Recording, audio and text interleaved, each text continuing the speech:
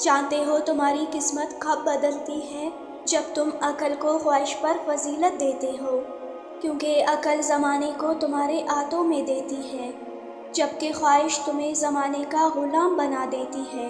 قرآن کہتا ہے تم اپنی خواہشات کی پیروی میں عدل سے باز رہو، اور اگر تم اپنا طرز عمل درست رکھو اور اللہ سے ڈرتے رہو تو اللہ تمہاری چشم پوشی کرنے والا اور تم پر رحم فرمانے والا ہے۔ جانتے ہو تمہارے دھندلے مقدر کب اجلے ہوتے ہیں، تو یاد رکھو کہ جب تم اپنے اندر پرندوں کی طرح عاجزی پیدا کرو گے جو آسمان کی بلندیوں کو چھو کر اپنی گردن جھکا کر رکھتا ہے، تو یاد رکھنا یہ اوصاف تمہیں اللہ کے خزانے سے وہ نعمتیں اور راحتیں عطا کریں گی جس کی تم تمنا رکھتے ہو۔ اللہ فرماتا ہے، اور جو اپنے دل کی تنگی سے محفوظ رہ گئے وہی فلاح پانے والے ہیں، اور تمہارا رب بڑا قدردان اور بردبار ہے، اور وہ حاضر اور غائب ہر چیز کو جانتا ہے، وہ زبردست دانا اور بینا ہے۔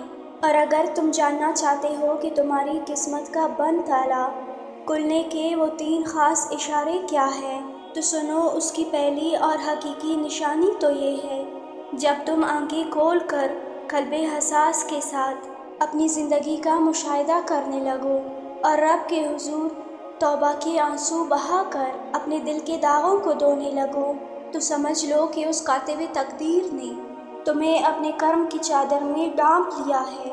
یاد رکھو قسمت کا بند تالا توبہ کی چابی سے کھلتا ہے۔ واصف علی واصف فرماتے ہیں، توبہ کا خیال خوش قسمتی ہے، کیونکہ جو گناہ کو گناہ نہ سمجھے وہ بدقسمت ہے، اور استغفار کی بدولت وہ رب تو تمہاری تقدیر تک کو پلٹا کر رکھ دیتا ہے۔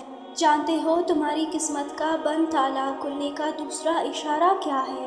تو یاد رکھو کہ اگر روح گناہ پر مطمئن اور راضی ہو جائے تو وہ نور کا راستہ بند کر دیتی ہے، اور جب اللہ کسی کے دل میں رائی کے دانے کے برابر بھی ایمان دیکھتا ہے تو اسے وہ پہلے ہدایت عطا کرتا ہے، کیونکہ ہدایت وہ روشنی ہے جو تمہاری قسمت کے ہر بند تالے کو توڑ کر رکھ دیتی ہے۔